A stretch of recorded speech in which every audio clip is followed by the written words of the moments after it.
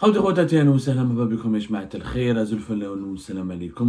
que vous allez bien, j'espère que vous vous portez bien. Rappelez-vous l'affaire du fils de Ali Aoun, la fameuse affaire de Nounou Maneta, l'affaire de Sharafdin Amara, PDG du groupe Amadar. Rappelez-vous tout ce qu'on a dit, tout ce qu'on a révélé sur l'affaire Ali Aoun. Ali Aoun, qui n'est plus ministre depuis le 19 novembre 2024, il citait dans au moins 2 grands scandales de corruption, de raquettes, de trafic d'influence que nous avons révélé sur Algérie. Un scandale a déjà été traité par la justice depuis la fin octobre 2024, c'est l'affaire Nounou Maneta, où son fils a été placé en détention et sa fille Lamia Aoun a été placée sous contrôle judiciaire alors qu'elle travaille au niveau de la direction générale de Saïdan.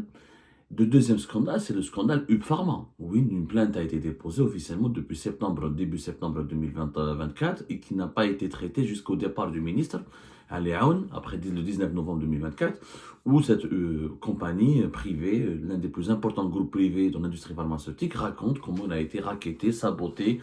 Ces 9 usines de production de médicaments fermées depuis pratiquement la fin août, mais même pas vers la fin août 2023 jusqu'à aujourd'hui, juste parce que Ali Aoun et son fils, il avait un autre fils qui travaille pour, comment on appelle ça, pour Pfizer, la multinationale américaine présente en Algérie depuis les années 90, parce que cette compagnie privée a voulu fabriquer un médicament qui était jusque-là le monopole de Pfizer et de Saïdan en Algérie, et comment l'entourage de Ali Aoun, notamment ses enfants, ont utilisé par la suite l'ancien patron de la police algérienne, Farizi Benchir, pour acquitter les actionnaires de cette entreprise privée, pour la saboter, pour les impliquer dans des enquêtes pour des faits extrêmement graves.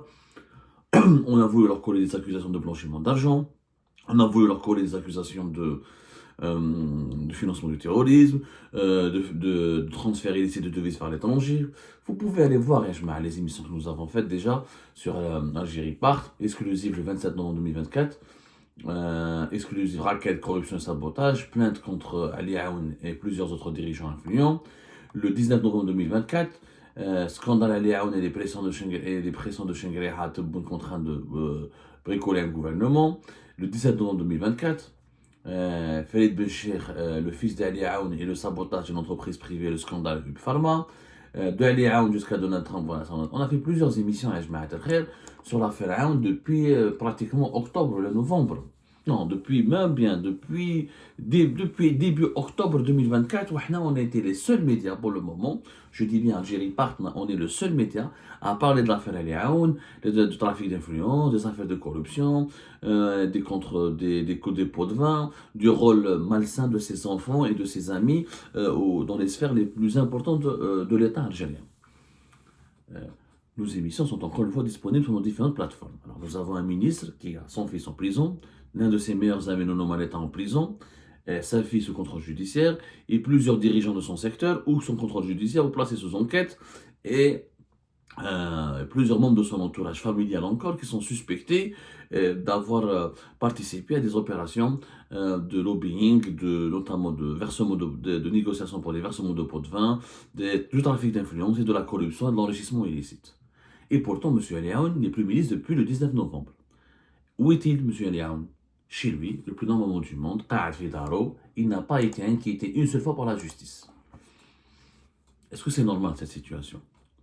Le 19 de place, quand il était ministre, ça a été difficile de le convoquer, de le placer sous enquête, parce qu'il y a des procédures, il faut passer par la Cour suprême, et c'est une longue procédure, il faut lui envoyer des écrits, il faut l'intervention de la présidence, le président c'est le premier magistrat du pays en Algérie, bon. Et puis une action de justice contre un ministre en fonction, ça entrave le travail du gouvernement, ça bloque le gouvernement.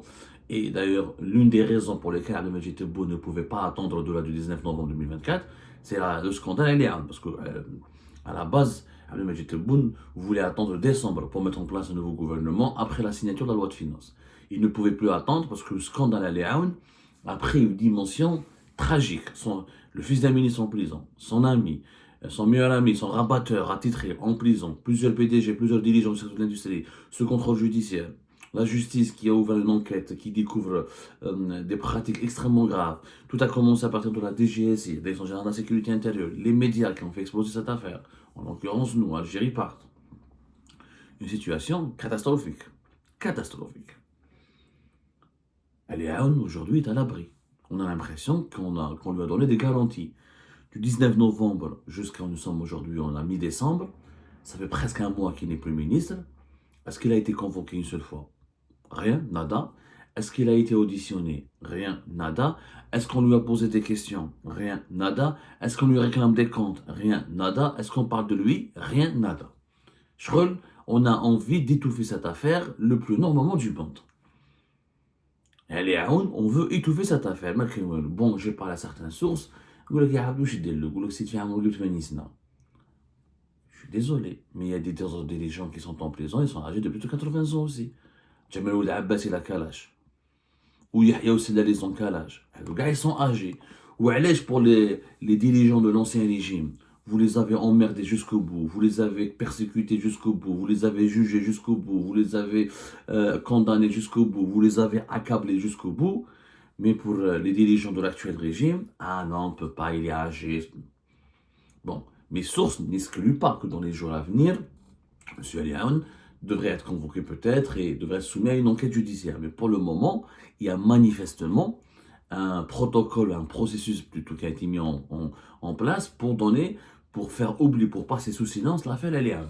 Donc Ali Aoun, et ben, il est chez lui à Alger, il se la colle douce, alors que son fils est en prison, ses enfants sont sous enquête ou sous contrôle judiciaire, son entourage personnel et familial, beaucoup d'entre eux sont sous contrôle judiciaire ou là en prison ou là sous enquête. L'impunité dont bénéficie Ali Aoun, elle est scandaleuse. Elle illustre que nous avons dans notre pays une justice politique. La justice en Algérie, elle se met en branle que lorsqu'elle reçoit des instructions, et des instructions qui visent les anciens clans qui sont déchus du régime. Mais si tu es dans le bon clan du régime, si tu as toujours la protection des clans qui monopolisent le pouvoir en Algérie, ou là si tu es sous l'égide des décideurs, sous le protectorat, si tu es encore sous le protectorat, ou là sous la protection des décideurs qui sont encore forts au niveau du pouvoir algérien, ben la justice ne peut rien faire. Donc il n'y a pas de justice. Il ne faut pas s'étonner que sur la scène internationale, que la justice algérienne ne soit pas prise au sérieux, ni prise en considération.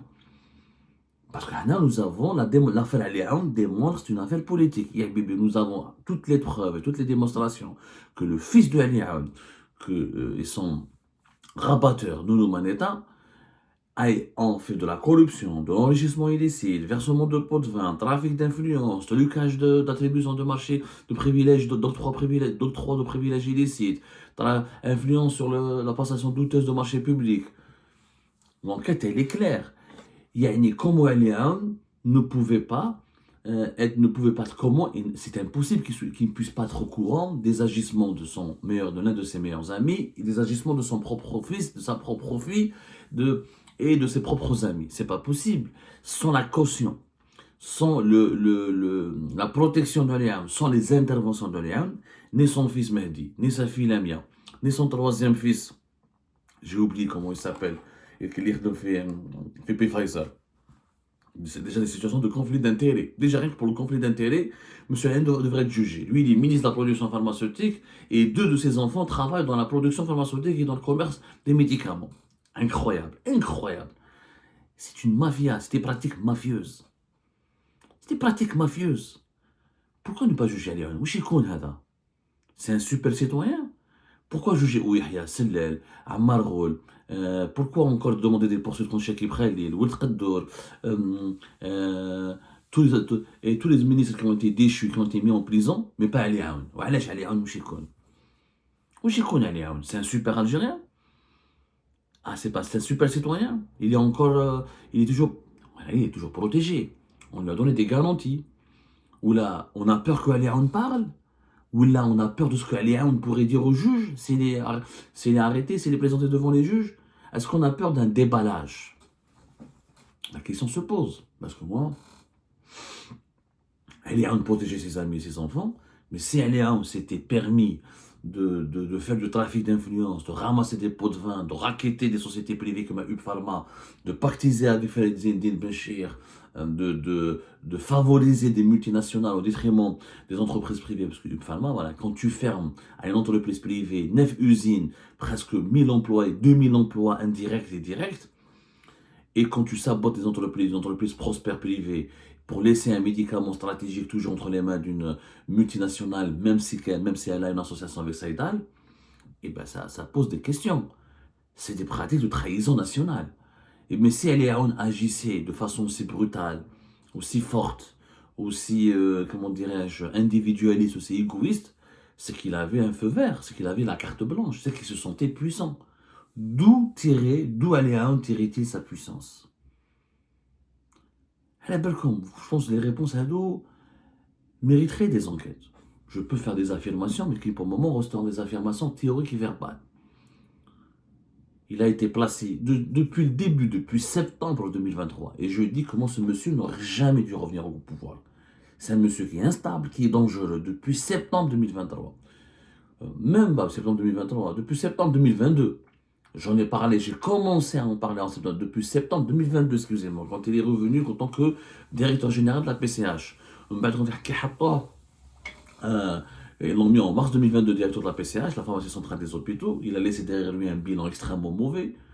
Il n'a pas été jugé pour ce bilan mauvais, toujours pénurie de médicaments, toujours des mauvais approvisionnements, toujours des problèmes au niveau de la gestion de la PCH, qui est un organisme central qui gère pratiquement des budgets d'au-delà de 500 millions de dollars par an.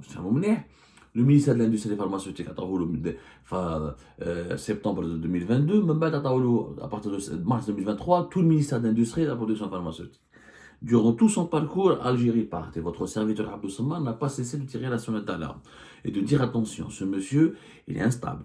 Il est psychiquement, il a un malaise, il a des troubles psychiques. À cause de son parcours, il est sulfureux, il n'est pas compétent, il n'est pas fait pour être ministre, il aura un mauvais bilan, il va provoquer des scandales, il va aggraver les dysfonctionnements du gouvernement. On a eu raison sur tous les tableaux, sur tout ce qu'on avait dit, on a eu raison. On n'a pas voulu nous écouter parce que nous sommes soi-disant des traîtres, des gens qui manquent de patriotisme, des gens indignes de confiance. Mais qui a eu raison? Qui a défendu l'intérêt général? C'est nous. Qui a défendu le bien public? C'est nous. Et aujourd'hui, ce monsieur, il laisse derrière lui 2 grands scandales de corruption, vraiment des méga scandales, qui sont peut-être même pires que les scandales de l'époque de Bouteflika. Quand même, تجيب واحد من الكباري اللي كان في كباري يلايم في مانيطا دراهم تاع les chanteuses de cabaret ويولي يروح dans des délégations officielles à l'étranger en Mauritanie où là il intervient auprès des PDG des plus grands groupes comme le PDG Madar où là il rentre en contact avec des personnalités au plus haut sommet de l'État, il fait l'intermédiaire entre Aliaoun et les multinationales et les entreprises privées, il ramène des enveloppes, des pots de vin, il raquette, il participe à l'enrichissement illicite d'Aliaoun et de sa famille. C'est un scandale pire que celui de Chakib Khalil et des autres scandales de l'époque de Bouteflika. Au moins Chakib Khalil ما كانش يجيب لنا جماعه من الكباري ويطلعهم بلو او سومي دو بوفوار. هذا من الكباري ردوا كان يلحق لا فامي دو بريزيدون. ولا يهضر مع لا فامي دو بريزيدون ولا يهضر مع لي بريمي مينيستر ولا هذا نونو مانيطا est devenu l'un des lobbyistes pratiquement les plus influents du pays. C'est une histoire très grave. Si les juges ne convoquent pas les armes, la justice algérienne va perdre sa dignité. Elle n'en a déjà pratiquement pas. Et là, elle est en train de perdre sa dignité. Et si elle n'est pas inquiétée, elle n'est pas convoquée, elle n'est pas mise en examen, parce qu'il devrait être mis en examen, c'est pas normal que son fils soit en prison, que son rabatteur attitré, qui était l'un de ses meilleurs amis, est en prison, et les deux ont bénéficié, ont utilisé son autorité, sa fonction pour s'enrichir et pour faire ce qu'ils ont, pour verser dans l'immoralité, pour faire ce qu'ils ont fait. Et là, nous avons étayé les pratiques à raconter des anecdotes durant toute notre longue enquête sur Aliaoun. Il n'est pas normal que Aliaoun ne soit pas inquiet, ne soit pas auditionné. Mise en examen, ماشي auditionné. Sa mise en examen, elle est inévitable. ما تقولش عمرهم 80 سنة. اللي حطيتهم في الحباس كاع في عمرهم 80 سنة. وعلاه ويحيى ماشي كبير، ماشي بلا 70 سنة، جمال ولد عباس. Etc., etc. Il y a des généraux dans le Habs qui sont très âgés. Pourquoi on devrait avoir pitié de Aliaoun et ne pas avoir pitié des autres? Pourquoi? Je pense qu'aujourd'hui, il y a clairement, je le dis, je le pense, et cette émission est un signal d'alerte. Nous n'allons pas nous arrêter, nous contenter juste du limogeage de Aliaoun. On ne demande pas le limogeage des uns et des autres. Ce que nous demandons, c'est la justice. Nous demandons que la justice soit rendue. Nous demandons que des comptes soient donnés. Nous demandons qu'une meilleure gestion une meilleure gouvernance soit instaurée dans notre pays. Nous demandons à ce que notre pays, que les institutions de notre pays, que l'intérêt général de notre pays soit protégé contre les prédateurs. On demande que les prédateurs soient jugés, soient punis. Je ne demande pas la perpétuité, je ne demande pas, même pas la prison comme je dis. Je demande juste qu'ils soient mis en examen et qu'ils soient jugés comme tous les justiciables. Il faut arrêter de diviser les Algériens en plusieurs collèges. Le collège des anciens dirigeants du régime des Jus, le collège des décideurs qui sont encore protégés parce qu'ils sont encore les amis des dirigeants qui sont au pouvoir, qui sont encore puissants, le collège des simples mortels qu'on peut mettre en prison, qu'on peut écraser, qu'on peut persécuter parce qu'ils ne connaissent personne, parce que des Algériens et des Algériens qui ne connaissent personne, qui ne sont pas épaulés, qui n'ont pas de connaissances, qui ne sont pas soutenus par les pouvoirs politiques, le pouvoir militaire, et qu'on peut donc écraser comme des mouches. Et on a marre de l'Algérie des collèges et de l'Algérie des étages. Nous voulons une Algérie des égalités. Nous voulons l'égalité. Nous voulons l'Algérie de l'équité. Monsieur Ali Aoun, s'il n'est pas jugé, s'il n'est pas auditionné, s'il n'est pas convoqué, ça sera le plus gros scandale d'injustice de ces 20 dernières années. Et on tâchera, nous, à Algérie Pat, d'élucider et de raconter tous les dessous de ce scandale.